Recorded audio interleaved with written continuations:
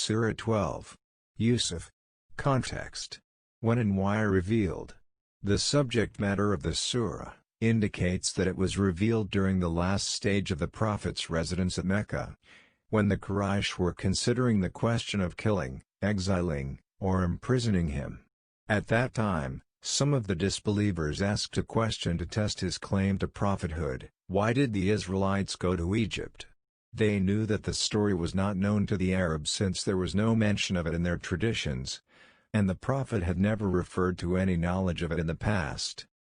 Therefore, they expected that he would not be able to give a satisfactory answer, or would evade it, and inquire about it from the Jews, which would expose him as a fraud.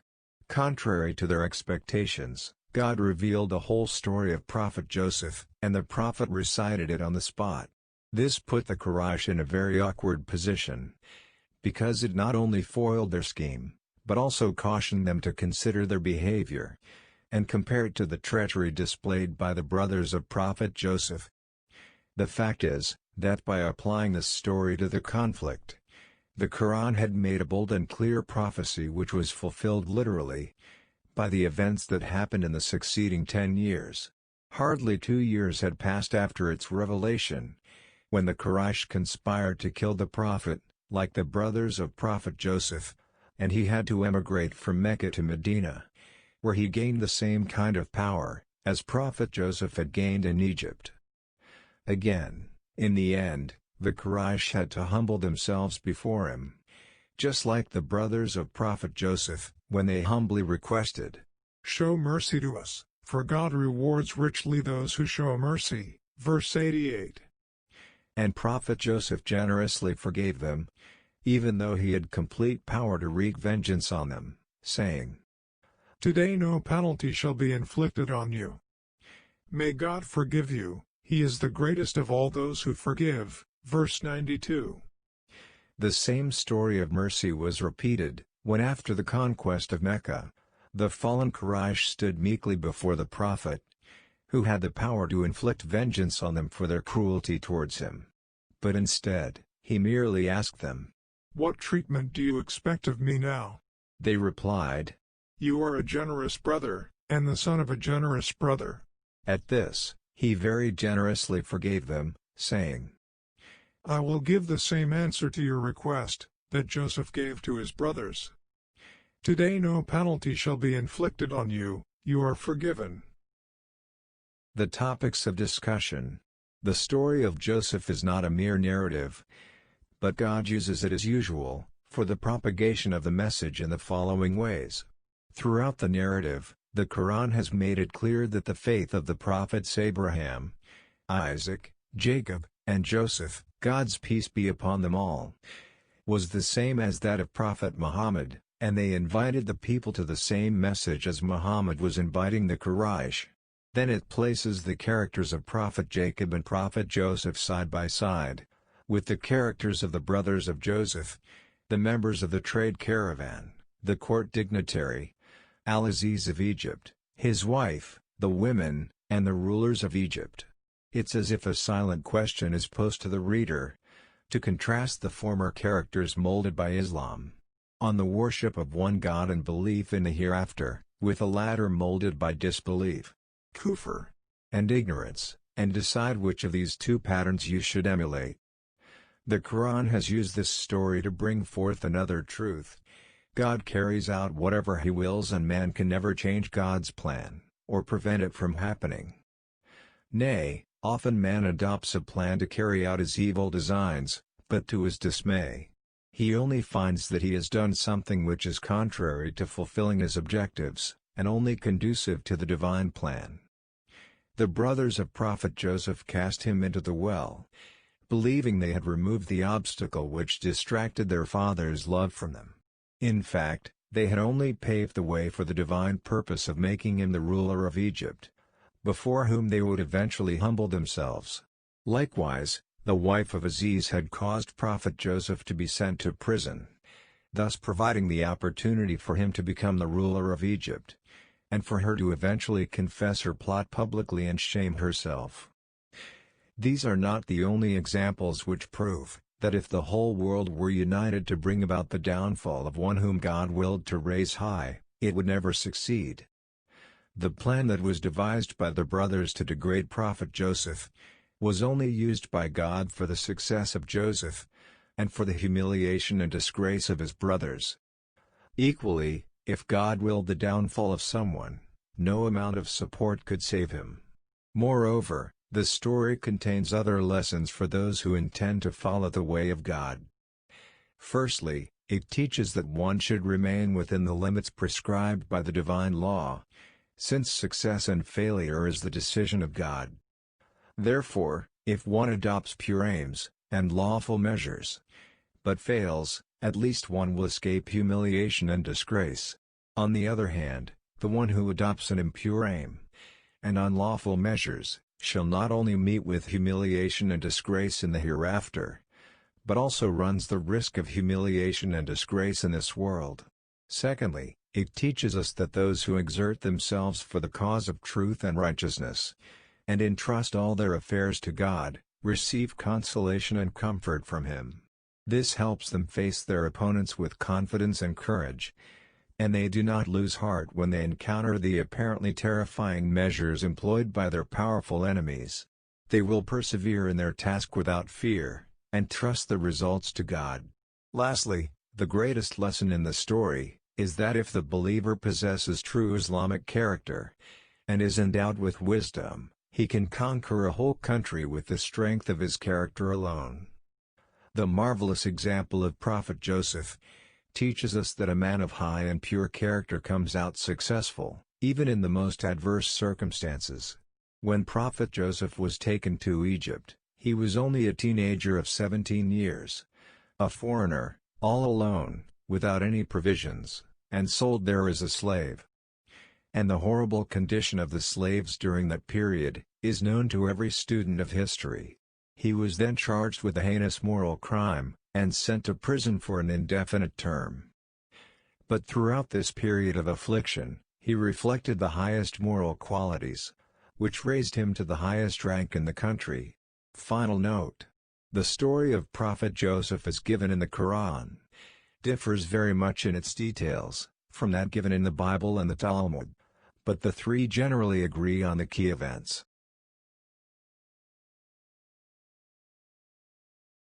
Surah 12. Yusuf. In the name of God, the most compassionate, the most merciful. Alif, Lam, Ra. These are the verses of the clear book. Indeed we have sent it down, as an Arabic Quran, that you might understand. We relate to you, O Muhammad, the best of stories, in what we have revealed to you, of this Quran, although you were before it, among the unaware. Of these stories, mention when Joseph said to his father, O my father, indeed I have seen in a dream 11 stars, and the sun, and the moon, I saw them prostrating to me. He said, O my son, do not relate your vision to your brothers, or they will contrive against you a plan. Indeed Satan, to the human, is a manifest enemy. And thus will your Lord choose you, and teach you the interpretation of narratives, events of dreams, and complete His favor upon you, and upon the family of Jacob, as He completed it upon your fathers before, Abraham, and Isaac. Indeed your Lord is knowing, and wise. Certainly were there in Joseph and his brothers signs, for those who ask, such as when they said, Joseph and his brother are more beloved to our father than we, while we are a clan.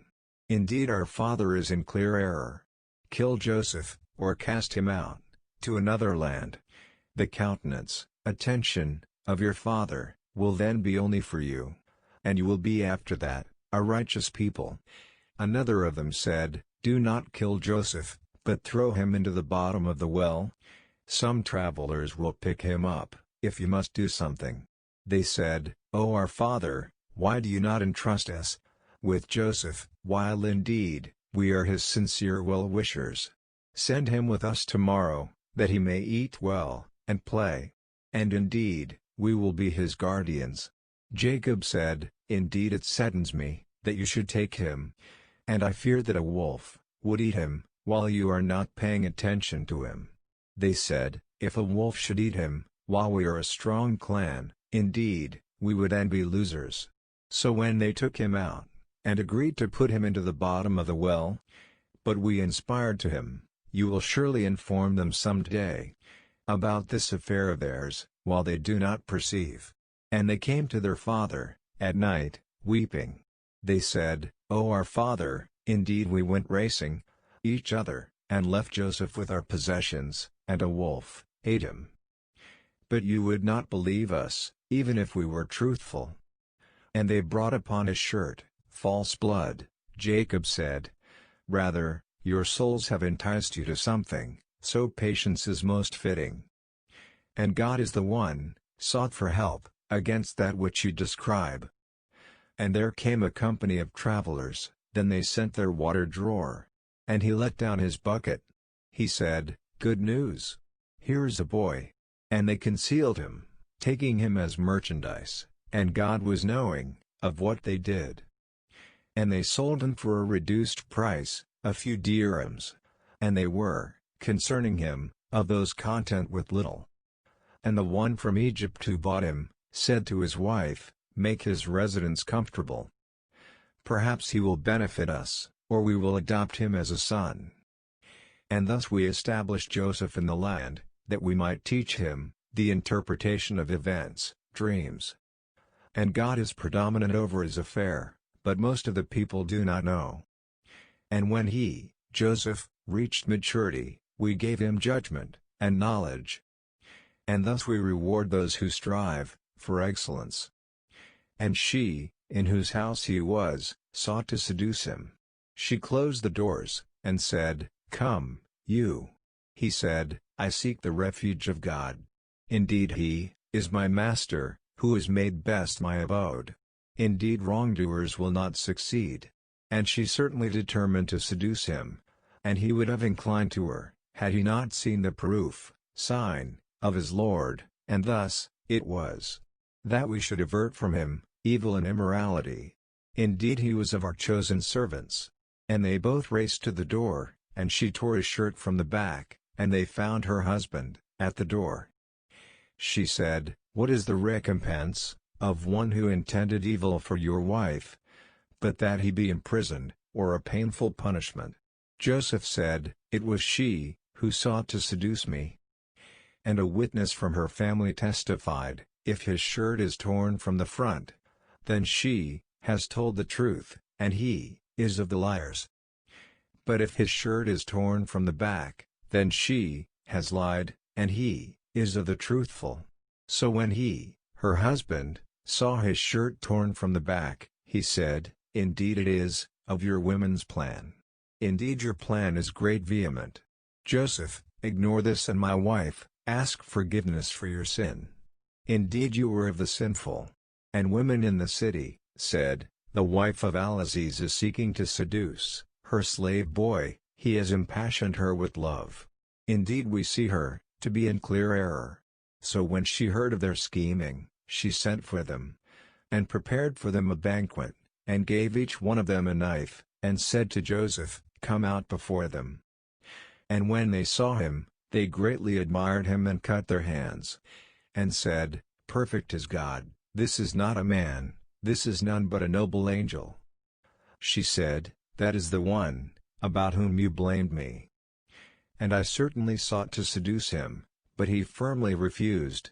And if he will not do what I order him, he will surely be imprisoned, and will be of those debased."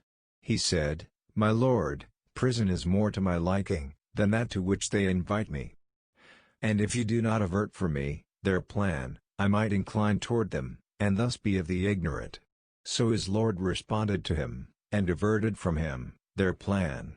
Indeed he is the hearing, the knowing. Then it appeared to them, after they had seen the signs, that he, Al-Aziz, should surely imprison him for a time. And there entered the prison with him 2 young men. One of them said, "Indeed I have seen myself in a dream pressing wine." The other said, "Indeed I have seen myself carrying upon my head some bread, from which the birds were eating." Inform us of its interpretation. Indeed we see you to be of those who strive for excellence." He said, "You will not receive food that is provided to you, except that I will inform you of its interpretation before it comes to you. That is from what my Lord has taught me. Indeed I have left the religion of a people who do not believe in God, and they, in the hereafter, are disbelievers.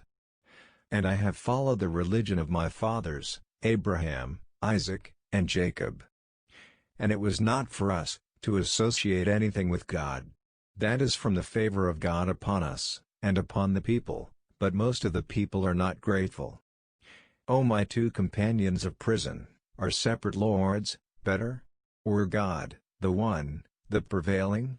You worship not, besides him, except mere names, you have named them, you and your fathers, for which God has sent down no authority. Legislation is not but for God. He has commanded that you worship not except him. That is the correct religion, but most of the people do not know. O two companions of prison, as for one of you, he will give drink to his master, of wine, but as for the other, he will be crucified, and the birds will eat from his head. The matter has been decreed, about which you both inquire." And he said to the one, whom he knew would go free, "Mention me before your master." But Satan made him forget the mention to his master, and he, Joseph, remained in prison several years. And subsequently the king said, "Indeed I have seen in a dream 7 fat cows, being eaten by 7 that were lean, and 7 green spikes of grain, and others that were dry. O eminent ones, explain to me my vision, if you should interpret visions." They said, "It is but a mixture of false dreams, and we are not learned in the interpretation of dreams." But the one who was freed, and remembered after a time, said, "I will inform you of its interpretation, so send me forth." He said, "Joseph, O man of truth, explain to us about 7 fat cows, eaten by 7 that were lean, and 7 green spikes of grain, and others that were dry, that I may return to the people, the king and his court, perhaps they will know about you." Joseph said, "You will plant for 7 years, consecutively, and what you harvest, leave in its spikes, except a little, from which you will eat. Then will come after that 7 difficult years, which will consume what you advanced, saved, for them, except a little, from which you will store. Then will come after that a year in which the people will be given rain, and in which they will press olives and grapes." And the king said, "Bring him to me." But when the messenger came to him, Joseph said, "Return to your master, and ask him, what is the case of the women who cut their hands? Indeed my lord is knowing of their plan." Said the king to the women, "What was your condition when you sought to seduce Joseph?" They said, "Perfect is God, we know about him no evil." The wife of Al-Aziz said, "Now the truth has become evident. It was I who sought to seduce him, and indeed he is of the truthful.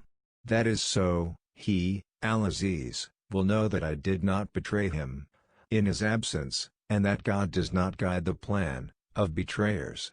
And I do not acquit myself. Indeed the soul is a persistent enjoiner of evil, except those upon which my Lord has mercy. Indeed my Lord is forgiving and merciful." And the king said, "Bring him to me, I will appoint him exclusively for myself." And when he spoke to him, he said, "Indeed you are today established in position, and trusted."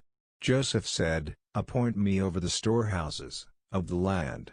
Indeed I will be a knowing guardian." And thus, we established Joseph in the land, to settle therein, wherever he willed. We touch with our mercy, whom we will, and we do not allow to be lost, the reward of those who strive for excellence.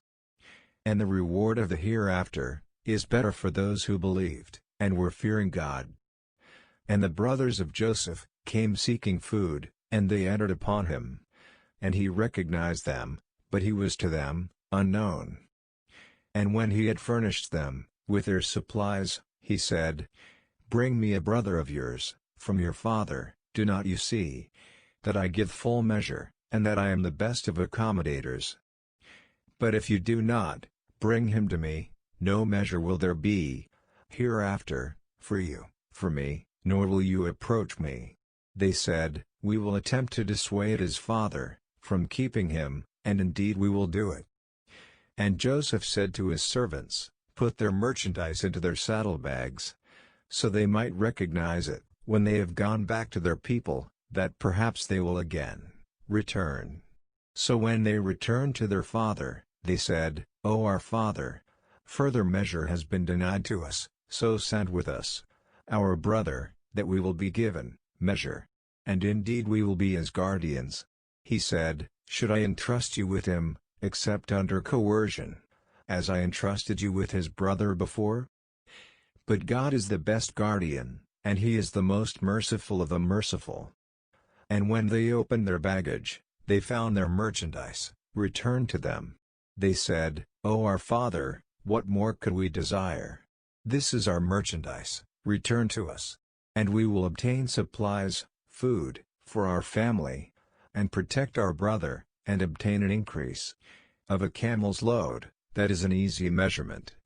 Jacob said, "Never will I send him with you, until you give me a promise, oath, by God, that you will bring him back to me, unless you should be surrounded, overcome, by enemies." And when they had given their promise, he said, "God, over what we say, is witness."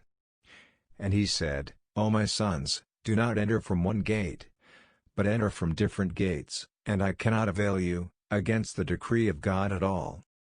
The decision is only for God, upon him I have relied, and upon him let those who would rely, indeed rely."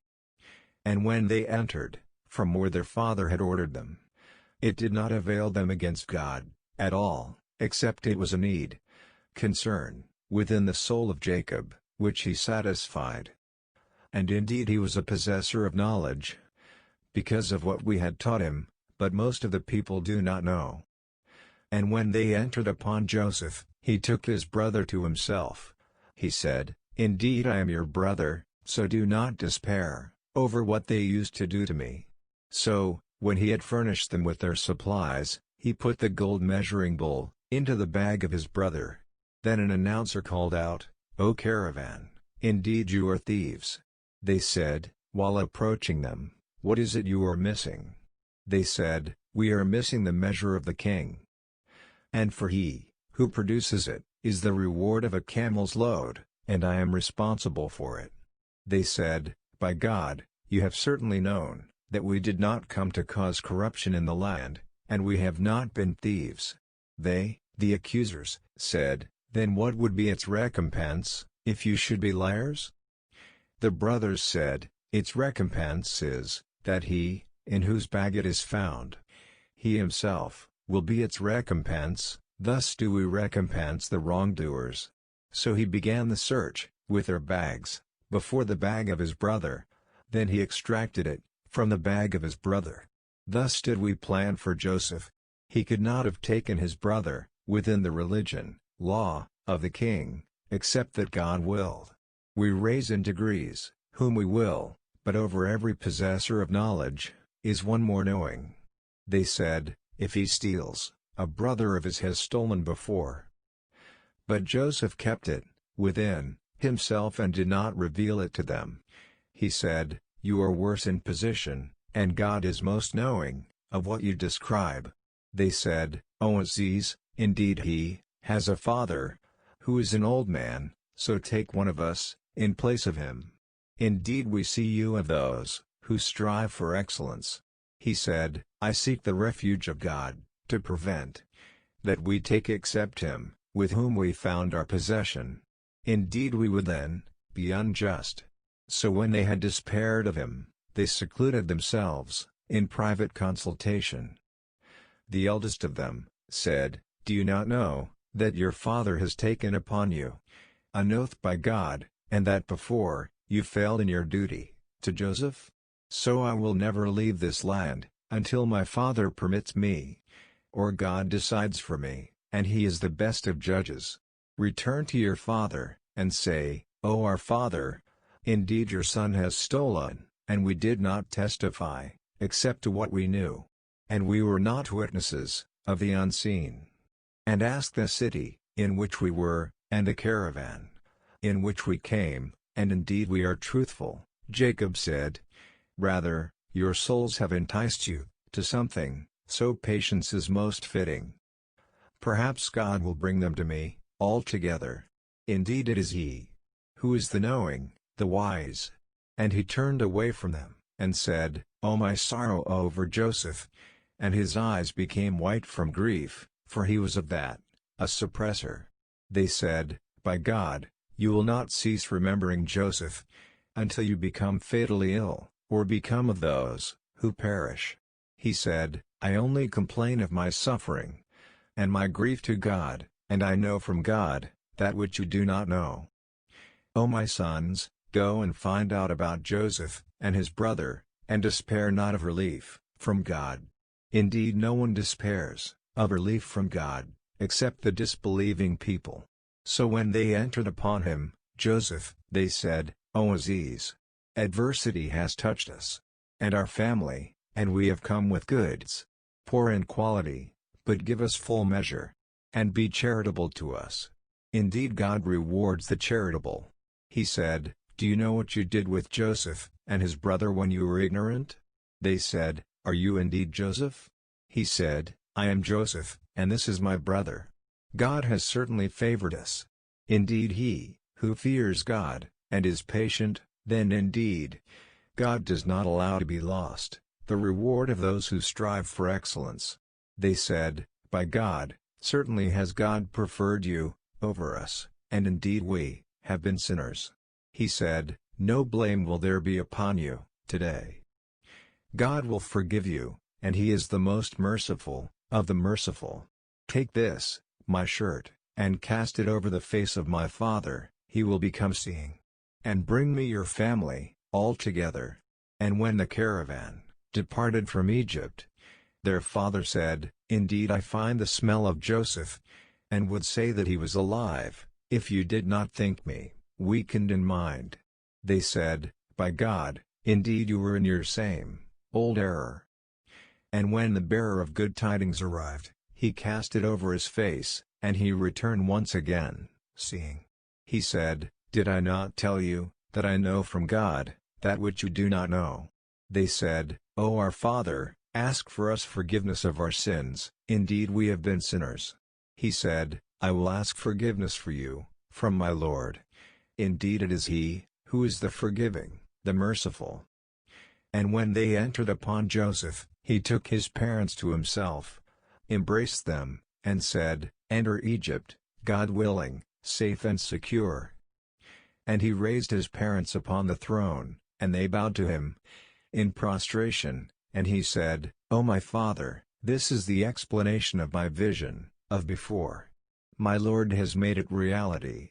And he was certainly best with me, when he took me out of prison, and brought you here, from Bedouin life, after Satan had induced estrangement between me and my brothers. Indeed my Lord is subtle in what he wills. Indeed it is he who is the knowing, the wise. My Lord, you have given me something of sovereignty, and taught me of the interpretation of dreams. Originator of the heavens and the earth, you are my protector, in this world, and in the hereafter. Cause me to die a Muslim, and join me with the righteous. That is from the news of the unseen, which we reveal, O Muhammad, to you. And you were not with them, when they put together their plan, while they conspired. And most of the people, although you strive for it, are not believers. And you do not ask of them for it any payment. It is not except a reminder to the worlds. And how many a sign, within the heavens and the earth, do they pass over, while they therefrom are turning away? And most of them believe not in God, except while they associate others with him. Then do they feel secure that there will not come to them an overwhelming aspect of the punishment of God, or that the hour will not come upon them suddenly, while they do not perceive? Say, this is my way, I invite to God with insight, I, and those who follow me. And exalted is God, and I am not of those who associate others with him. And we sent not before you, as messengers, except men, to whom we revealed from among the people of cities. So have they not traveled through the earth, and observed how was the end of those before them? And the home of the hereafter is best for those who fear God. Then will you not reason? They continued until, when the messengers despaired, and were certain that they had been denied, there came to them our victory, and whoever we willed was saved. And our punishment cannot be repelled from the people who are criminals. There was certainly in their stories a lesson for those of understanding. Never was it, the Quran, a narration invented, but a confirmation of what was before it, and a detailed explanation of all things, and guidance, and mercy, for a people who believe.